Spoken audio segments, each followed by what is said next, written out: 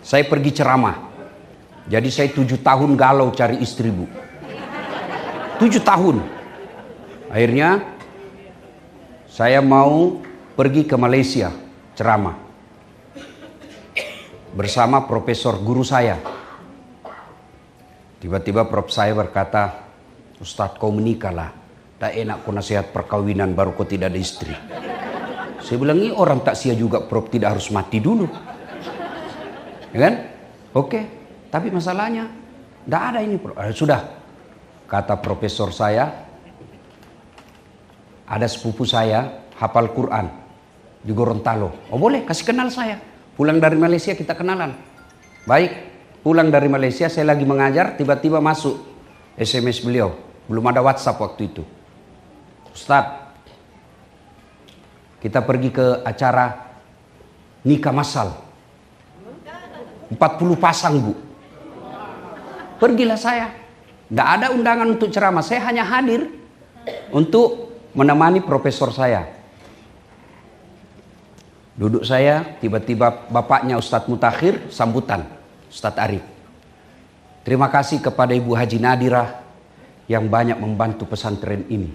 Saya bisik profesor saya, Penny Haju namanya. "Prof, siapa itu?" "Satu-satunya perempuan yang disebut ucapan terima kasih." "Oh, itu ibu yang banyak membantu pesantren. Itu ada anaknya di Gontor, hafal Quran." "Wih, kasih kenal saya, Prof." Dia bilang, "Prof, bagaimana sepupuku?" Mana saja yang cepat, Prof. Itu kalau masa pacarannya itu selebriti, Masya Allah. "Dialah bidadari dalam hidupku, anugerah terindah dalam hidup saya." Ketika sudah menikah, Masya Allah, miliaran biayanya. Orang ikut dalam pesta itu sangat mewah dan meriah. Belum 2 tahun sudah saling menghina lagi di medsos. Kenapa? Karena dia salah dalam membina rumah tangga. Biasanya anak-anak kita nikahkan, "Kamu cinta enggak?" Cinta tidak cukup untuk berumah tangga. Sudah punya kerja enggak? Punya kerja tidak cukup untuk berumah tangga. Ya, harus punya ilmunya. Ilmu inilah yang kadangkala tidak disiapkan sebelum menikah. Ilmu minimal laki-laki, dia harus tahu bagaimana kondisinya perempuan kalau haid. Itu kalau perempuan kalau haid, jangan ajak ngomong. Diam aja. Kalau dia ngomel, diam. Biar dijelaskan, tidak masuk di akalnya. Apalagi kalau dia sudah bilang pokoknya, sudah diam aja lah kita ya. Nah itu mesti ditahu semua.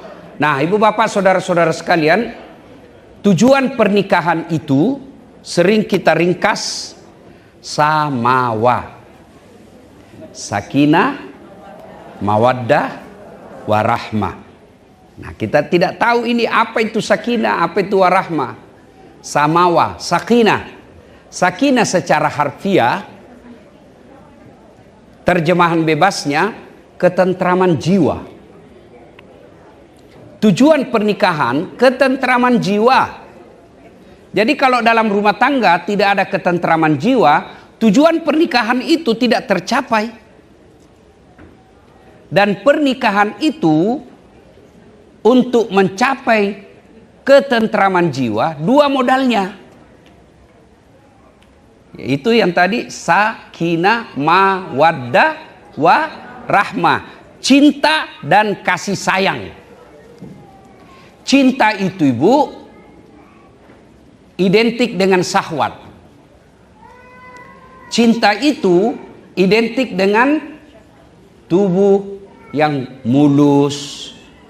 Maka tidak ada pernah kita dapati nenek-nenek cinta-cintaan. Tidak. Apa yang abadi adalah kasih sayang. Itu yang abadi. Kalau cinta itu pasti pudar. Maka dalam menikah, ini bagi adik-adik yang belum menikah, itu kata Nabi, nikahilah seseorang karena 4 perkara. Yang pertama, lihatlah kecantikannya. li jamaliha. Lihat cantiknya. Cantik ini penting, tapi tidak boleh prioritas. Kenapa? Cantik ada batasnya. Cantik itu temporer, ada waktunya. Bapak-bapak, Pak, yang sudah 65 tahun, istrinya 60 tahun, cantik mana istri Bapak 40 tahun yang lalu dengan sekarang? Bohong Bapak kalau katakan sama. Pasti karena Bapak takut sama istri. Bohong Pak. Ya, pasti. Jadi perlu itu cantik. Kenapa? Dia hampir 24 jam depan kita. Bangun dia lagi. Mau tidur dia lagi. Pulang kantor dia lagi. Sarapan dia lagi. Hampir 24 jam depan kita. Jadi kalau jelek pasti cepat bosan. Cantik tidak boleh jadi prioritas. Kenapa? Cantik ada batasnya. Yang kedua, cantik itu subjektif. Menurut Bapak cantik, menurut saya belum tentu. Ya kan? Ada laki-laki yang senang hitam-hitam. Ada laki-laki yang senang yang putih. Ada perempuan yang senang yang sawo matang. Ada yang senang yang putih bersih. Ya, maka subjektif. Yang kedua kata Nabi, nikahilah dia karena keturunannya. Penting cari keturunan, tapi tidak boleh prioritas. Orang Jawa katakan, lihat bebet, bibit, popotnya. Ya kan? Tapi tidak boleh jadi pertimbangan utama. Kenapa? Ada orang bapaknya Nabi, anaknya jadi pengkhianat. Nabi Nuh. Ya kan? Ada orang bapaknya pengkhianat, anaknya jadi Nabi. Nabi Ibrahim. Iya toh? Penting lihat siapa bapak ibunya, tapi tidak boleh prioritas. Yang ketiga, pilihlah karena kekayaannya. Kaya penting, tapi tidak boleh prioritas. Kaya dia Ustadz. Sampai generasi ke-7 dia tidak akan miskin. Masalahnya dia generasi ke-8. Ya. Maka kaya penting, tidak boleh prioritas. Kenapa? Bisa jadi tahun ini kaya, tiba-tiba bangkrut. Yang keempat, kata Nabi, lidiniha, lihat agamanya. Mahasiswa saya tanya, Ustadz, kenapa agama nomor 4? Mestinya dia nomor 1. Oh, ada dalam bahasa hadis. Betul nomor 4, tapi dia tidak titik di situ. Koma, ada penegasannya. Koma, stabilo, cetak miring, bold, garis bawah. Itu kalau diketik. Kata Nabi, utamakan agamanya, karena dengan agama kau akan dapat semuanya. Untuk mendapat keempat-empatnya, Bu, makhluk langka. Dialah cantik, keturunan baik-baik, kaya pula, bagus pula agamanya. 100 perempuan belum tentu ada 2 orang di antaranya. 100 laki-laki belum tentu ada 1.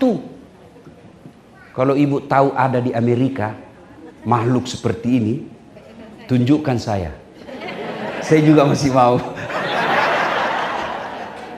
Yang banyak kan cantik, tapi akhlaknya kesurupan. Ada lagi akhlaknya bagus, mukanya hancur. Ada lagi kaya, cantik, otaknya yang heng. Iya kan? Maka itulah sebabnya Nabi katakan, utamakan agamanya. Kalau dia miskin, dengan akhlak mulianya tertutup kemiskinannya. Kalau dia jelek, dengan agamanya yang baik akan menutup kekurangan wajahnya. Paling sial, sudahlah jelek, miskin, keturunan orang jahat, tidak bagus lagi agamanya. Memangnya waktu milih merem. Nah, ibu bapak saudara-saudara sekalian, ini modal. Nah, yang banyak jadi masalah sekarang, kenapa rumah tangga banyak yang tidak saling menghormati? setelah banyak orang curhat sama saya Bu hampir tiap hari curhat Bu. Banyak sekali orang curhat rumah tangga. Setelah saya pelajari dan survei, salah satu sebabnya karena pacaran. 4 tahun pacaran. Selama 4 tahun pasti ada saling berkhianat. Karena berkhianat, bohong dan lain sebagainya, saling memaki. Kenapa? Tidak ada saling menghormati, tidak ada ikatan. Kebiasaan itu yang 4 tahun saling bohong, saling hina, saling maki, itu yang lanjut setelah menikah. Ada enggak rumah tangga yang enggak pacaran? Banyak. Orang tua dulu enggak ada itu pacaran. Ketemu bapaknya, sudah besar anakmu ya? Oh iya, anakku juga sudah gadis. Sudah atur nikah. Bahagia. Ada, saya. Itu salah satu sebab saya dekat dengan Ustadz Mutakhir. Karena istri saya dapat di pondok beliau, pengajiannya. Saya pergi ceramah. Jadi saya 7 tahun galau cari istri Bu. 7 tahun. Akhirnya saya mau pergi ke Malaysia ceramah. Bersama profesor guru saya. Tiba-tiba prof saya berkata, Ustadz kau menikahlah. Tak enak kau nasihat perkawinan baru kau tidak ada istri. Saya bilang ini orang tak sia juga prof tidak harus mati dulu. Ya kan? Oke. Tapi masalahnya tidak ada ini prof. Sudah. Kata profesor saya, ada sepupu saya hafal Quran di Gorontalo. Oh boleh kasih kenal saya. Pulang dari Malaysia kita kenalan. Baik. Pulang dari Malaysia saya lagi mengajar tiba-tiba masuk SMS beliau. Belum ada WhatsApp waktu itu. Ustadz, kita pergi ke acara nikah massal. 40 pasang Bu. Pergilah saya. Tidak ada undangan untuk ceramah. Saya hanya hadir untuk menemani profesor saya. Duduk saya, tiba-tiba bapaknya Ustadz Mutakhir sambutan. Ustadz Arif. Terima kasih kepada Ibu Haji Nadirah yang banyak membantu pesantren ini. Saya bisik profesor saya, Penny Haju namanya. Prof, siapa itu? Satu-satunya perempuan yang disebut ucapan terima kasih. Oh itu ibu yang banyak membantu pesantren. Itu ada anaknya di Gontor, hafal Quran. Kasih kenal saya Prof. Dia bilang, Prof, bagaimana sepupuku? Mana saja yang cepat Prof. Ini kisah nyata saya Bu. Ya, sudah, saya kenalan sama itu Ibu. Hari Ahad. Jumat, saya khotbah Jumat bahas tentang kecemasan dalam hidup, sangka buruk kepada Allah. Selesai sholat sunnah ba'da Jumat, saya merenung. Saya kena ceramah saya ini. Sudah, saya putuskan pergi melamar. Saya telepon ibu saya, Mak, melok kalau letu, saya mau pergi melamar. Nikah? Siapa? Ada, penghafal Quran ini. Napuji moko kah? Dia suka kamu kah? Makanya mama doakan saya. Ilo doangan nak, bukanlah. Pergilah saya bilang sama sopir saya, kau tahu Limbung? Tahu, kita ke sana. Sampailah saya di sana. Begitu saya masuk rumahnya, saya naik ke lantai 4, saya ceritakan, Bu, bolehkah saya cerita rahasia? Padahal baru pertama saya ketemu di acara itu. Itu ibu yang jadi mertua saya sekarang. Kenapa? Ada rahasia ini Bu. Saya malu kalau ditolak kan? Ya kalau cuma berdua hanya dia yang tahu. Ceritalah saya berdua. Sudah cerita siapa saya, cerita-cerita. Lalu saya sampaikan, waktu itu belum ada YouTube saya. Belum ada akun saya. Bu, saya dengar Ibu Haji ada anaknya di Gontor 2 penghafal Quran. Oh iya, ada itu anak saya. Alhamdulillah. Langsung saya bilang, Bu, saya ini niat Ibu Haji, saya mau lamar anaknya Ibu. Apa kata Ibu itu? Alhamdulillah, doa saya ketika umroh diijabah Allah. Memang ketika saya umroh saya berniat berdoa di depan Baitullah, ya Allah, kalau ada orang yang suka anak saya dan baik agamanya, saya terima. Langsung dalam hati saya, aman. Ya, bagus agama ya, saya merasa baiklah agama saya ini. Karena saya penceramah. Kalau dibilang baik kerjanya, saya mundur. Lalu dia bilang, cuma anak saya ada 2, Ustadz, yang mana? Saya bilang, terserah ibu yang mana. Cuma kalau saya tidak ada masalah Ustadz. Cuma kan saya ibunya, masih ada bapaknya ada di Singapura. Saya bilang, jadi bagaimana? Tenang Ustadz, soal bapaknya saya punya urusan. Dalam hatiku masuk gigi 2. Ya kan? Sudah aman situ. Udahlah. Lalu dia bilang, Ustadz, lihat dulu anak saya. Lihat dulu. Saya bilang, enggak usah ibu. Kenapa? Nanti Ustadz tidak suka.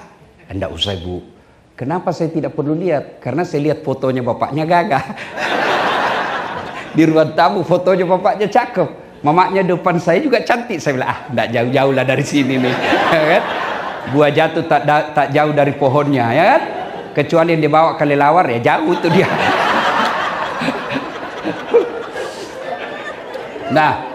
Nah, Ahad saya melamar, kenalan, Jumat saya melamar dan menikah setelah hari Ahad berikutnya. Tidak pacaran sampai sekarang, kita saling menghormati.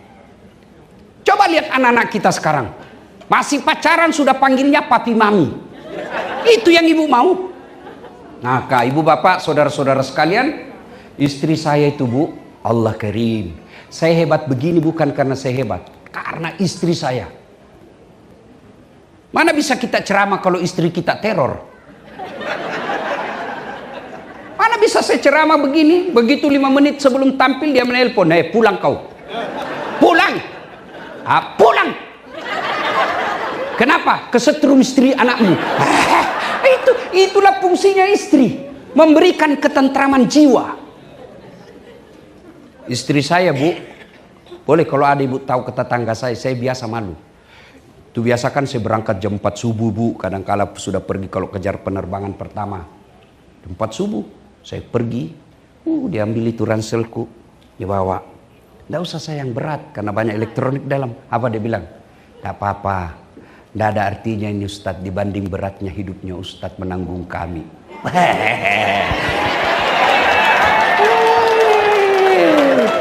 Masya Allah.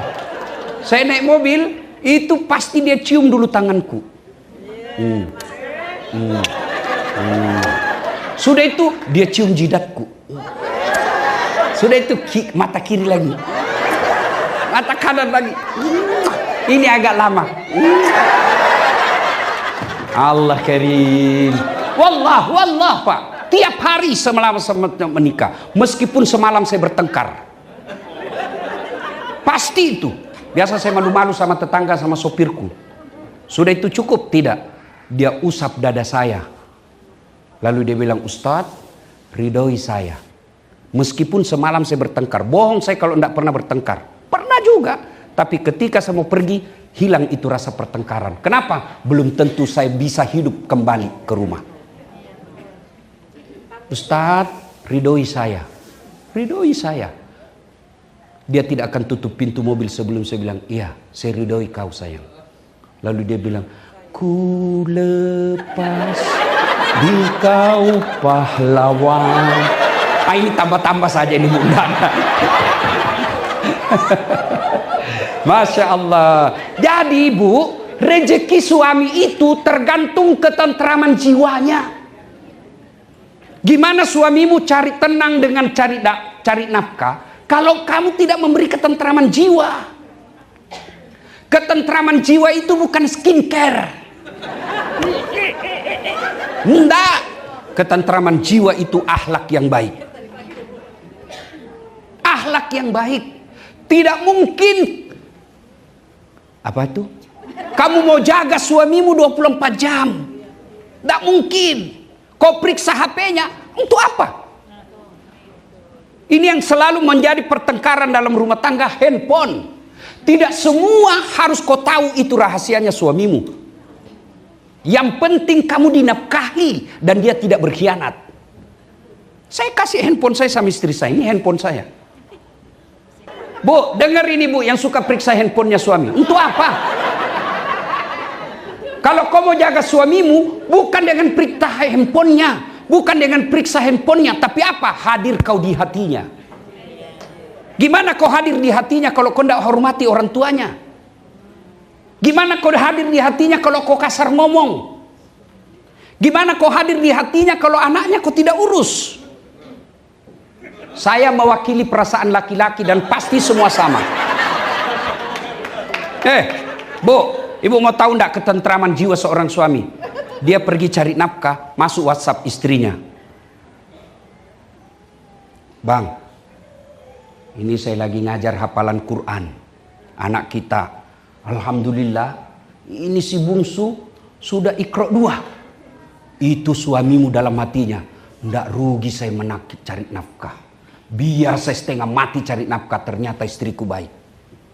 Bagaimana suamimu mau tentram jiwanya? Telepon, di mana kau? Salon. Di mana kau? Di mall. Di mana kau? Lagi jogging. Di mana kau? Banyak sekali tanya-tanya ini. Pulang di rumah, mestinya sudah siap makanannya, tidak kau siapkan.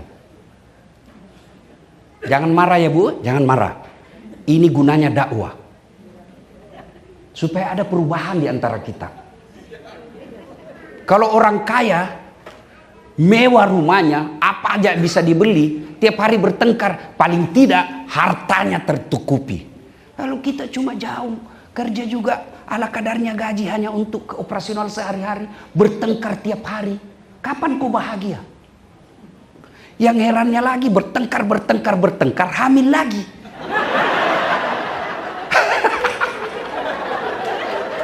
Allah karim. Bu. Ibu mau jadi istri soleha?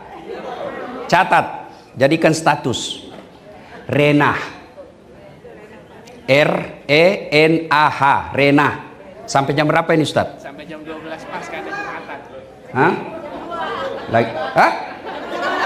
Jam 2? Ibu bisa? Betul? Saya tidak bisa. Bu, apa ibu? Apa?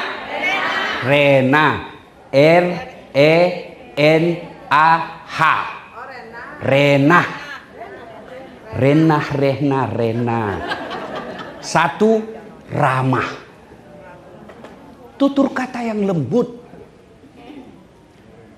Sopan santun bicara.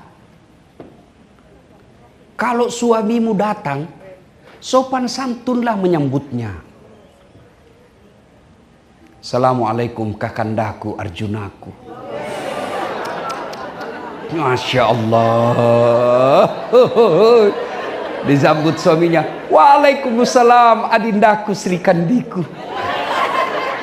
Lalu ibu berkata, Masya Allah bang, makin cakep aja kau bang. Kata suaminya.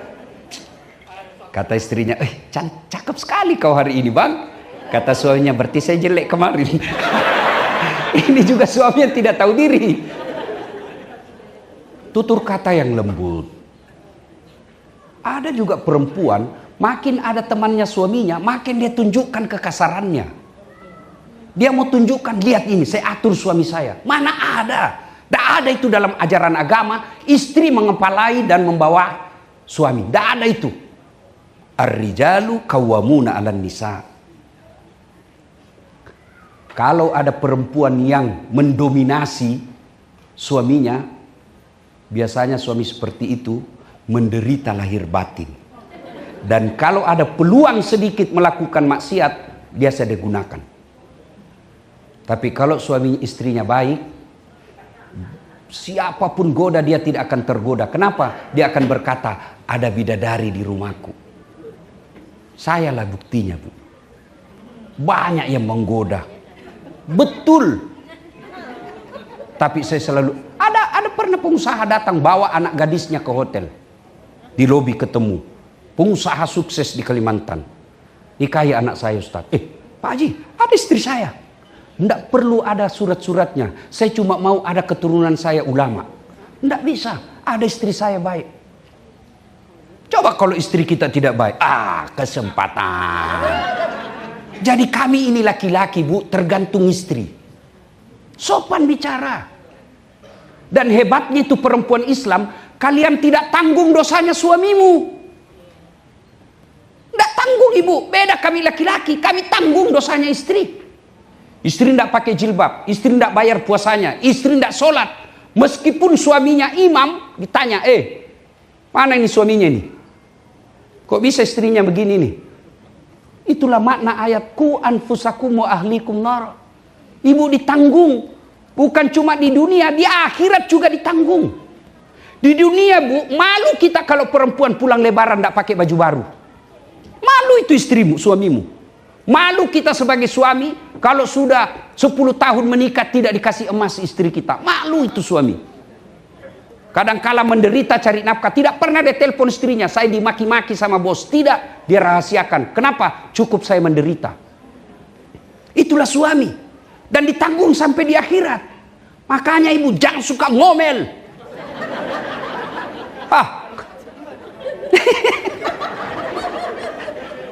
Bu, Rena, Rama.